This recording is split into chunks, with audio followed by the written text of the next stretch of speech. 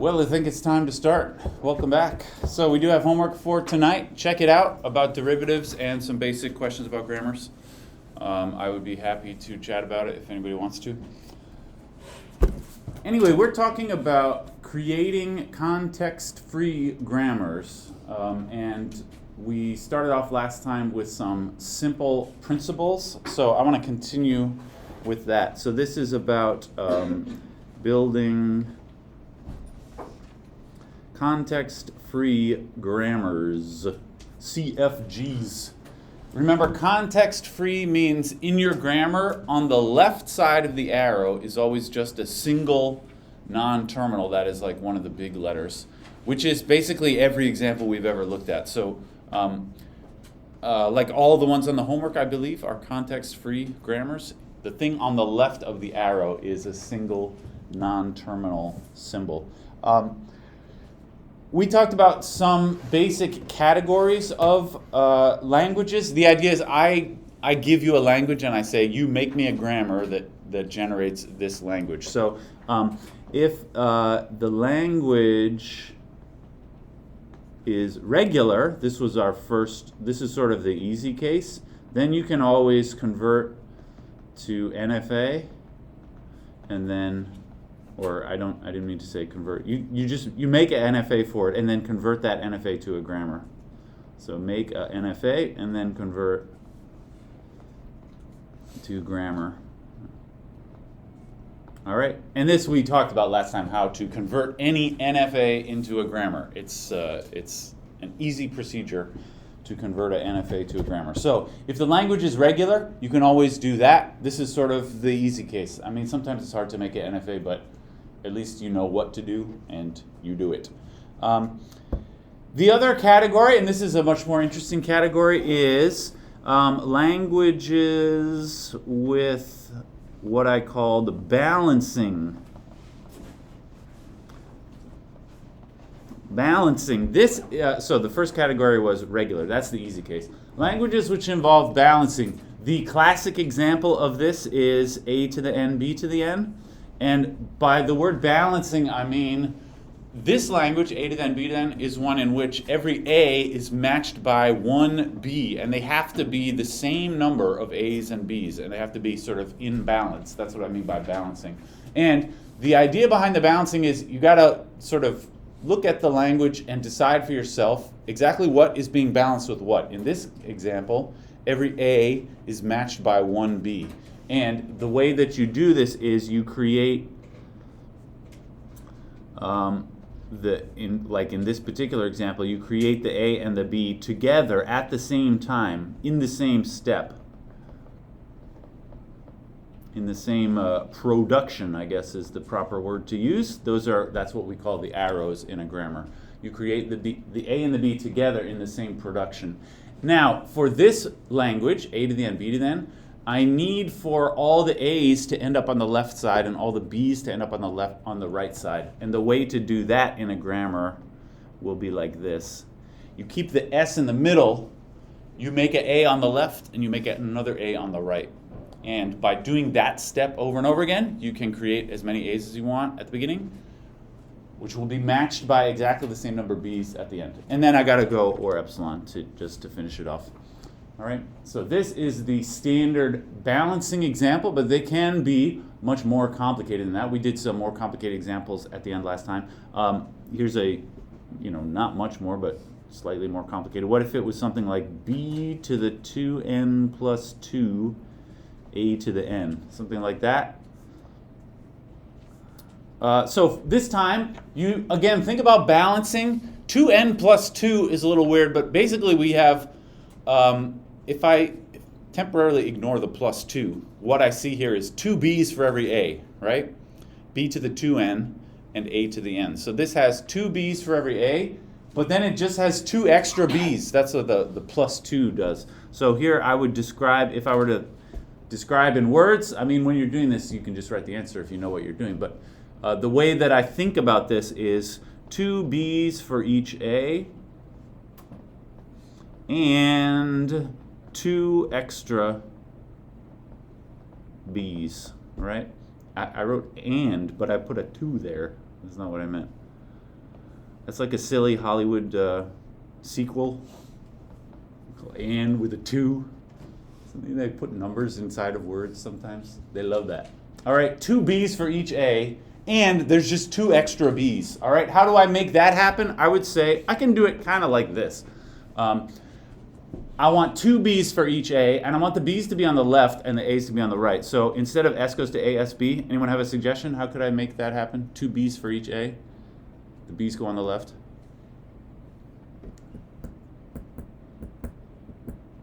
I want it. It's going to be like this, but a little bit different. Good morning.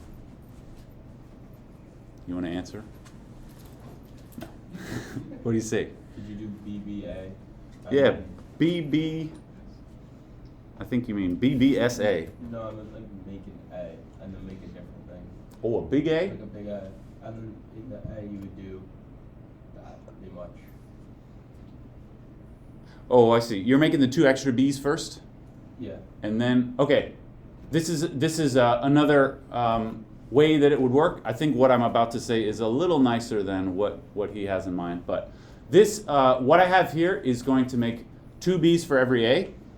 Now you also need to make 2 extra B's. I'm going to put that sort of at the very end. Instead of saying or epsilon, which means you just stop, I'm going to say or BB. That means when you stop, you put 2 extra B's. All right. I think Joe's idea was to sort of make the 2 extra B's first and then do the BBSA thing afterwards, which is fine too. But I think this is a little cleaner, in my opinion. All right. Great. So that's the basics of balancing. This is something that I think is helpful with practice. I got some for you all to try in a few moments. But I wanted to talk about some more simple tricks, simpler than this balancing actually. 2 simple tricks, and then I will try some examples. So we can also very easily with a grammar handle concatenations.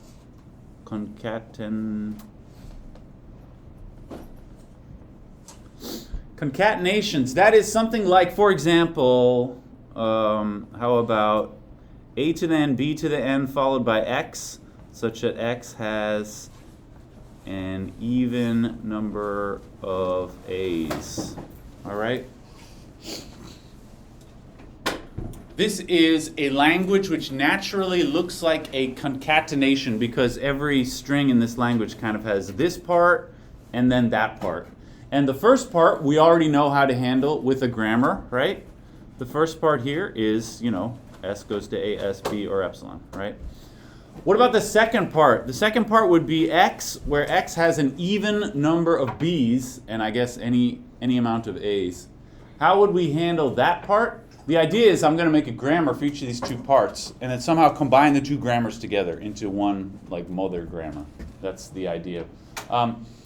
The second part there actually is a regular language just by itself. X has an even number of A's. That's a thing you can do with an NFA or DFA, right? We've done that many times. So for this part, this is regular, and the NFA would look like this. Actually, that's a DFA, but that's what it would have to look like. All right. And so for that second part, I can write a NFA and turn it into a grammar. If I call the 2 states, S and T like this, then this would be S goes to BS. That's the looped edge on the S, or AT. That's the arrow with the A going across. And then or epsilon, that's because S is an accepting state. So this, you have to just remember how to do this. This we did last time. There's kind of a lot of basic procedures that you need to remember so that you can chain them together into more complicated examples. And then T goes to BT, that's the looped edge, or AS. And there's no or epsilon there because T is not an accepting state. All right. Anyway, in this example, I have 2 grammars. I want to concatenate them together. That is, I have a grammar for the first part and a grammar for the second part. What I want is a big grammar which allows you to do, the first part first and then the second part after that. And there's a very simple trick. So to concatenate two grammars,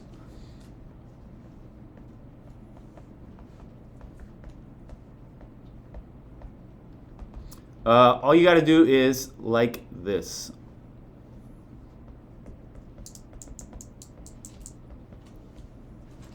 Oops.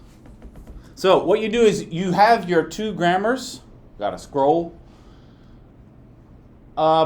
You make one so that you call it like S1 instead of S. So the first grammar over here, I'm going to use a S1 on it instead of S. S1. This has to be a S1 because that's my first grammar. And then the second grammar, I'm going to call that starting state S2. So all these S's over here have to be S2s. The T can stay like it is, I suppose, since it's not ambiguous. You just have to make a difference between the two S's. You can't use the same S both times. But anyway, the concatenated grammar is the starting state just immediately becomes one of the first ones followed by one of the second ones. And then you just plug in the entire grammar from here and the entire grammar from over here. All right, so for this particular example, I am going to do, so I'll just write this again. A to the n, b to the n, followed by x. Oops, I put an extra bar in there. A to the n, b to the n, followed by x, where x has an even number of a's. All right, the grammar for this is a concatenation, so everything in this language has something, that is the a to the n, b to the n part, followed by the x part. And then what is the first part? That's this one, a S1b or epsilon. And what's the second part? That's that other stuff which we had before. I've forgotten by now. This thing. I'm just going to copy it. All right, got to make way. Okay, there we are. All right, this is the concatenation trick. It looks kind of complicated when you're just looking at the final answer, but it's actually very simple to do. If the original language can be broken down into a concatenation of two bits, which is how this one works, then you can make a grammar for each piece and then just glue them together like that. All right? Yes? Does the top one, just the regular S, does that get an or epsilon too? No. That's a good notion. You're asking, should I put an or epsilon right here? No, because that would allow you to just immediately turn your starting state into epsilon, which would mean that the empty string would always be part of whatever language you're trying to make, which it may not be. I believe in this example, the empty string is part of this language up here, if n is 0 and x is the empty string, but that's not always going to be true. So you don't always want to put an or epsilon right there. Yeah, great. Can I say, here's a little warning.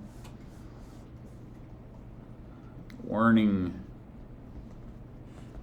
I will say don't, I don't have a snappy slogan for this, but can I just say don't do inappropriate concatenations. For example, if you're just trying to do a to the n, b to the n, everybody knows you do s goes to a, s, b, right? But you might, if you're being a little overzealous with your concatenations, if you're feeling a little inappropriate, you might try and break it up like this. I got the A part and the B part. So doesn't that, can I do something like S goes, this is a concatenation where the first one just creates A's and the second one just creates B's. All right. What's the problem with that? This actually is wrong. What I just wrote there. It's not correct. What's wrong with that? Yeah. You might get an uneven number. Yeah, you might not get the same number of A's and B's, which is the whole point of this language here. This is the same number of A's and B's. The fact is, you cannot break it up into two pieces like that because the two pieces actually depend on one another. The second piece has to be the same number as the first piece. And when you split this up into as if it were like two completely separate things, it's not two completely separate things. They're not completely separate because they need to have the same number. So this is a bogus,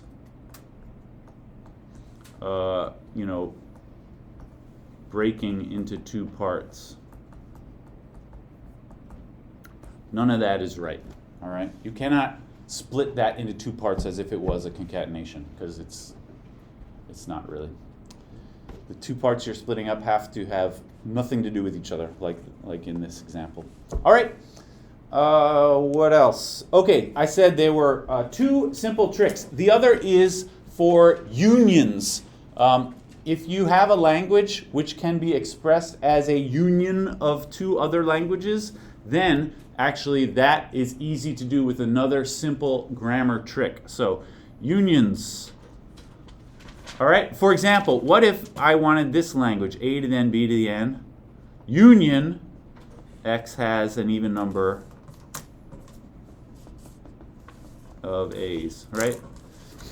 So this is the same sort of two parts, but instead of making it so that it's the one part followed immediately by the second part, I just want any string from the first part or from the second part. That's what the union means, remember? The union should be interpreted as or. And this is very easy to do in a grammar because, like, we already have a thing in a grammar which means or. It's the vertical bar. So I'm going to do the same trick, the same idea, but you do, to begin with, you just go S goes to S1 or S2, right? So that means when I start, it can either be one of the first thing or it can be one of the second thing. And then you plug in the rest of the two individual grammars. All right? Because the bar means or and the union means or, so you just do the bar. So this particular example would be S goes to S1 or S2, and then S1 is the first one there. It's the balanced AS1B or epsilon, and then the second one, the S2, is that complicated thing that I got from the NFA, which I will just copy again. Come on, like so. All right. Again, it looks complicated after you write it all down, but it's really very simple, combining two grammars into a larger one with the or. All right. I got a couple of examples, and then I have some for you to try. You know, usually I'm not going to make it. It's not always terribly obvious which of these strategies to use, and it's just sort of up to you to identify which strategies to use. How about, I got two examples here. Sometimes it doesn't even really look like anything, and you have to invent some kind of way of thinking about it in terms of unions and concatenations. How about this? Make a context-free grammar for this one here, A to the N, B to the M, M greater than N. So this is kind of balanced, but it has more B's than A's. All right.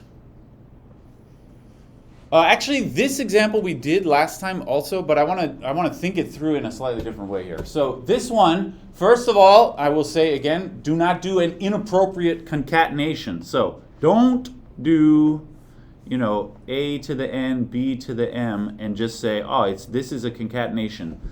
All right? Why not? Because they are not independent in this case. The M sort of depends on the N, right? The M has to be bigger than the N. And if you separate them out entirely, then you lose that relationship between the N and the M. So you cannot break it up like that, all right? The way to think about this is the M is more than the N. So what this means is I do have, it's kind of like I have A to the N, and then the same number of B's, but then there's some extra B's, all right? So that's a more appropriate way to think about this is, I will say actually, it's a concatenation, but you can't split it up like this. It's a concatenation like this, A to the N, B to the N, B to the K. The idea is you do have the same number of B's as there are A's. It's just you have some extras, all right? It's a concatenation like that. And now you can actually group it in those two parts, where the second part just remember K has to be at least 1, right? The second part is not allowed to be the empty string because in the original language here I said M is strictly greater than N. So this one, actually, it is a concatenation. It's just not kind of in the way that you think it is. Or you have to be slightly sophisticated about it in order to make this work. All right, now think of it in this way. These are two completely independent parts which are just being stuck one after another. So I have to make a grammar for each one. I'll call the first part S1. Now S1 is the everybody's favorite, A, S1, B, or epsilon. S2, I just need a grammar which generates a bunch of B's. Can anyone give me an idea for this? It just creates a lot of B's, at least one B's. You can do that with a simple sort of one step. You keep going through and it just creates a new B every time. Any idea?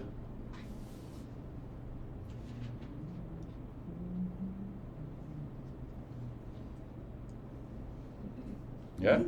BS2 or B. BS2 or B, he said. Yeah, I like that. So this S2 goes to BS2. You do this over and over again, and it just creates a new B every time you do it. And then he said, ordinarily to stop you would do or epsilon, but he said or B. That's because I said, you just have to remember, in this case, we need to make at least one B. You can't, that second part is not allowed to be the empty string. And so we finish with at least one B. Yeah, excellent. So what's my final answer? Actually, I didn't write the first. I should have wrote the first thing. Can I just pull it down a little? Sorry about that. S goes to S1, S2, right? This is a concatenation of those two parts. The first part is balanced A's and B's. The second part is just a bunch of B's. All right. Excellent. I got one more example, and then I have some for you all to try out. These can be a little tricky to think of them properly. So here is an example. A to the N, B to the M. This is similar, but here I'm going to say M is not equal to N. Can you tell that's an M there? Sorry, the second exponent. M. M is not equal to N. So it's just the two numbers are not the same. One is bigger than the other one. This one is a little trickier to think of properly. I mean, the previous one, we said, in the previous one, we know there are more B's, and so you can write it this way. But in this example, you don't know which one is more of. I hope my grammar made sense to you. You don't know if there's more A's or if there's more B's. And so you can't predict. Does it go like this with extra B's, or does it go the other way with extra A's? All right? It's one or the other, but you don't know which. The way to handle that is as a union. All right? This says the A's and the B's are not the same. There could be more A's, or there could be more B's. And we can express that as a union. So this, I would say, is not obvious. The moral of the story is sometimes when you look at this, you have to rewrite it as if it were a union of things in a non-obvious way. And in this case, the non-obvious thing to do is this I'm going to write as A to the N, B to the M, where M is greater than N, union A to the N, B to the M, where N is greater than M, right? If the M and the N are not the same, there are two possibilities. The M is bigger or the N is bigger. So we write this as a union. Like I said, this is not, in my opinion, not obvious to do that, but once you get used to these, this should occur to you from time to time to rewrite something as a union. And now each of those in the union we can handle by the way that we just discussed. So in the union here, I can say, so I'm going to do S goes to S1 or S2, right? That's how you handle a union. This whole first one I'm going to call S1, and this whole second one I'll call S2. And S1 is the entire grammar that we just did. So this is going to get a little confusing because I'm basically going to, for S1, I'm basically going to copy this whole answer, although I have to use S1 here and everything else has to change its name slightly. This is a bit of a pain, but I'm gonna go, so S1 goes to, so this is giving me the first part. It is a concatenation. Maybe I'll call this, I don't know, how about, I'll call this T followed by B. So the T is gonna give me the balanced part, A to the N, B to the N, and then this B will give me extra B's at the end. So it's going to say T goes to A, T, B, or epsilon. B just gives me extra B's. Like that. All right? So this is the same grammar from the previous example. I had to rename things because I'm already using S1s and S2s here. It's slightly confusing, but we can handle it. All right, so that's the S1. We also need to say what happens to the S2. Maybe I'll do it over here just so that I don't have to scroll it. It's basically the same thing, only we want extra A's at the beginning. So I'm going to go S2 goes to maybe big A followed by, I'll use R maybe for the other part. The big A goes and just creates more A's. And the R part is balanced A's and B's. All right, so we are breaking it down from the original description of the language. It's a union, and actually each of those unions we're thinking of as concatenations. All right. We're not allowed to flip AR and make it RA, right? Yes, it needs to be AR. That's because in here we have extra A's, and just because of how these strings work, those extra A's must be on the left side. They're not on the right side. So you better put AR here. Yeah. Actually, a little pro tip. Actually, you could have, I think it's clear the way I wrote it, but actually this R, you will notice, is exactly the same as T, right? So instead of putting R here, you could just put T there, and then you don't need the R at all. But whatever, I don't care about that kind of thing. All right, any thoughts? All right, I got some for you all to try. Let's see if you can do. Some of these are easier, some of them are harder. The last one, in my opinion, is actually quite hard. See if you agree. There's one. I'm going to try to write clearly my N's and M's. I don't always do a good job of that.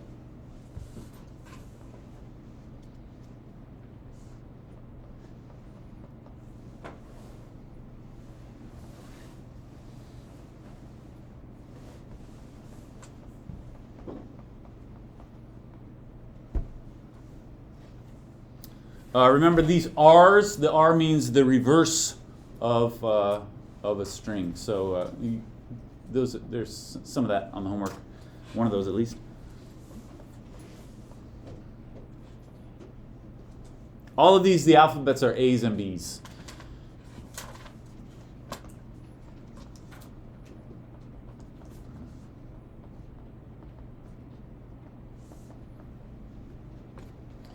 All right, see what you think. I'm going to walk around, see how you feel.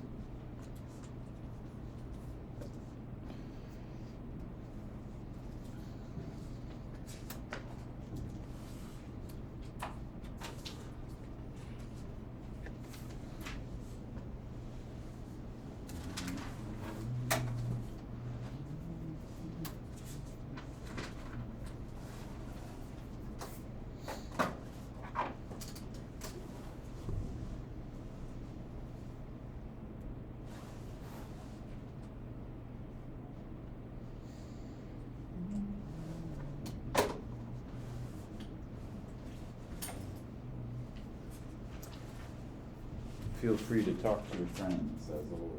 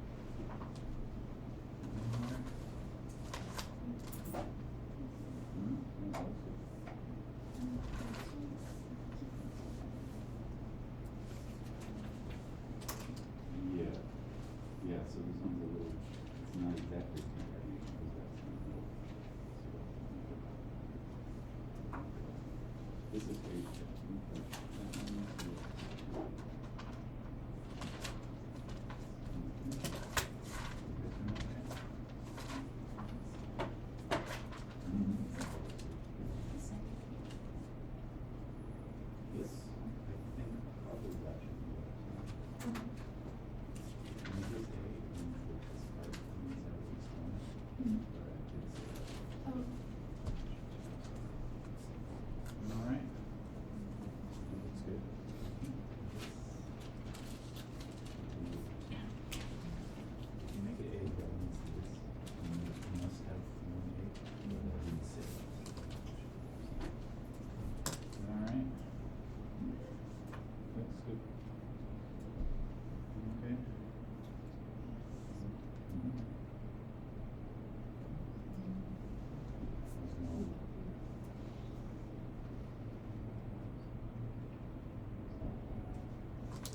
What do you need to do here is because if you need to be able to do that one over and over again if you want to. You have to do it in the cases. Okay, so you can do it here once. Would you have a phone call video? And video can be the way that's just one. All right. Yeah, how about that? Doing okay?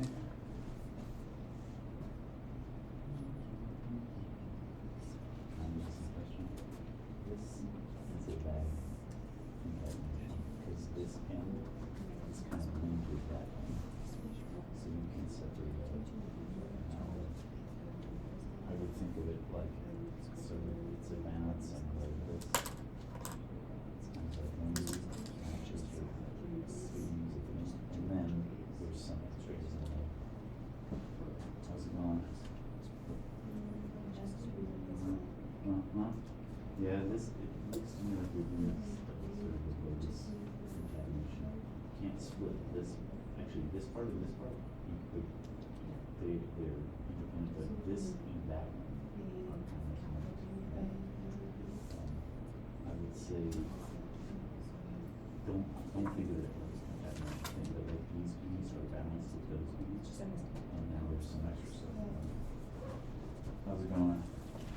This looks good. I think this, I think that should be absolutely. This says, when you do that, there's going to be at least one K. I didn't say that.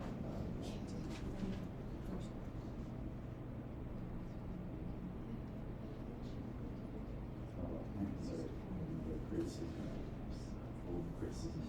This clause. Because what's going to happen here is you do this a bunch of times, and at some point you turn that S into A. This A will end up being mirrored. Because the S is in the middle. And then you're going to make the extra A's with the okay.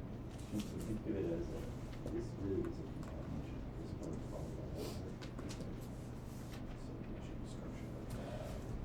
Okay. Yeah, that's good. The second one, I would say, is not exactly a concatenation because this part is kind of linked with that one. So, I would think of it as. Think of it as like, it's more like just a straight up balancing. There's some things with that balance test and something, and then there's. Because how, if you did this, you're gonna kind of have to go through these deprivations that would have regulated these two. Mm-hmm. You did the third one, all right? This is. Mm-hmm.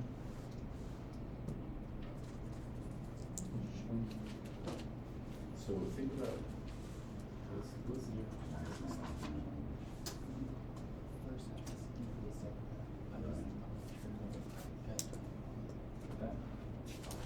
think about this though.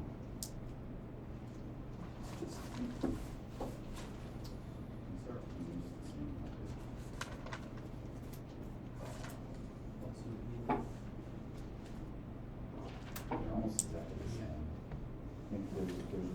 difference, which is why how's it going?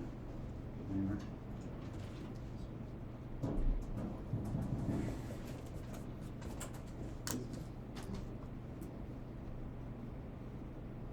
That's one I did. Was he doing this?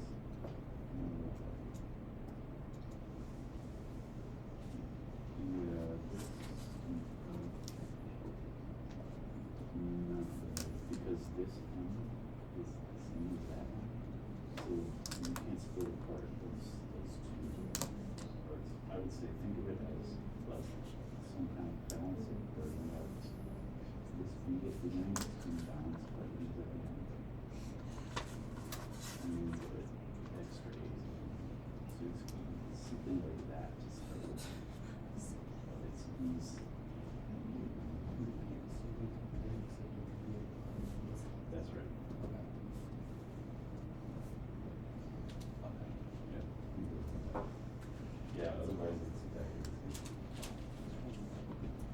When you say odd number, the way to think of that is there's just one extra letter in the middle.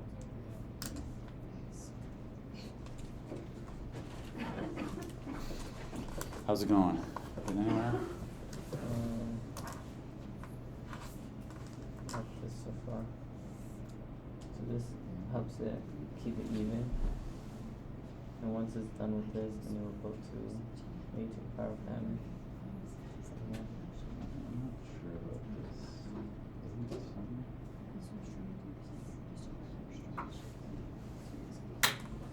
To keep those two even, you should do like S goes to A, S, B.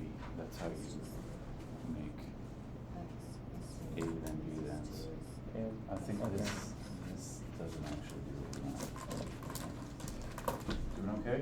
Yeah, I got the first two. All right. I'll go first. Yes, it's a little weird. If you think about the balancing that's involved here Yeah. is, for instance, if the string as a whole begins with a, it also ends with a, because the end is the mirror image of the beginning. It's actually pretty similar to, well, just like A to B then. This has an A at the beginning. Yeah. Corresponds to B at the end. Yep. But yeah, thank you. How's it going? That looks good. The second one, yeah, this is not an appropriate concatenation because the M here has to be the same as this M here, and you can't split them apart like that. So it's more like a balancing where you have like each B at the beginning corresponds to something. At the end. Yeah. And then E's. And then there's like extra A's. Mm-hmm. We got 10 minutes left. Can we talk about these? I know not everybody's done. I think actually nobody's done.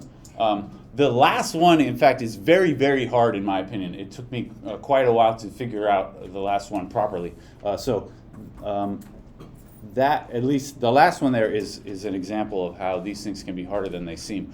The first two, though, I think are not so hard. So the first one, pretty much everybody that I saw did properly as a concatenation like this.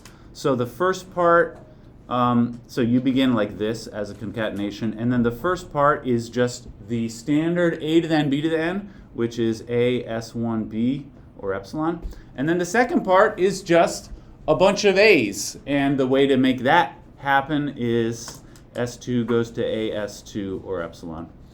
All right, so that's the first one there, and as I was going around, pretty much everybody wrote that. I saw a lot of people put an A here. Really, it should be an epsilon. If you put A here, then that will make it so that this part must include at least one A, which is not part of what I said as the definition of language.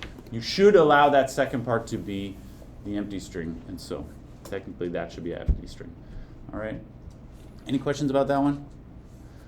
Excellent. What about the next one? B to the M, A to the N, B to the 3M. This is sort of a concatenation red herring. A lot of people tried to do what I might call a bogus concatenation.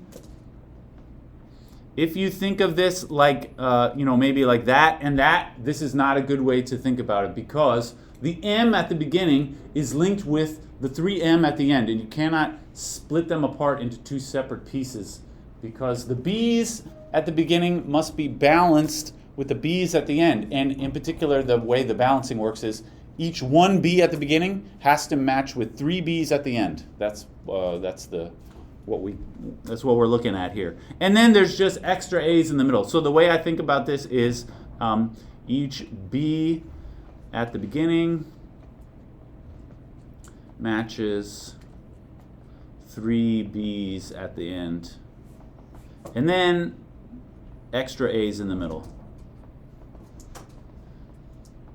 So actually, this is not a concatenation or a union, really. It's not helpful to think of it in those ways. It's really just a matter of balancing things on the two ends and then putting extra a's in the middle. So how do I get matching 1b at the beginning and 3 b's at the end? That's my standard sort of balancing situation. You always put the s in the middle, and you put the two things you're trying to balance on the outer two sides. So this will create 1b at the beginning for every 3 b's at the end. All right. Now, if I just say this, or epsilon, that's not right, but this would just make those b parts with nothing in the middle. But I want to have a bunch of extra a's in the middle. The way to do that would be to make another thing here rather than or epsilon. Now, I could put an a there, but that would only make one a in the middle. I want perhaps to make many a's in the middle, so you need another non-terminal. Maybe I'll call it a big A. And all of this will just create extra a's. So the big A can, by doing this production over and over, the big A can become many little a's, or epsilon. I saw several people came up with this eventually. I hope that's what you got. Any questions about this one? Don't get too eager with the concatenations. Yeah? How would you get more than just m equals 1 for that? How is there a way to get back to that? Yeah, because you can do this, S goes to BSBBB several times. So if you do that one just once, then you get m equals 1. If you do it twice, right? Does that make sense? Yeah.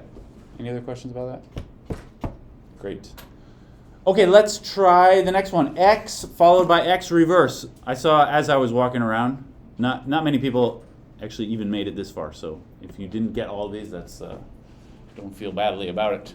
X followed by X reverse. This also is a kind of balancing. This is not a concatenation because the second part there depends on the first part. It is a kind of balancing though. So this is strings like ABBA or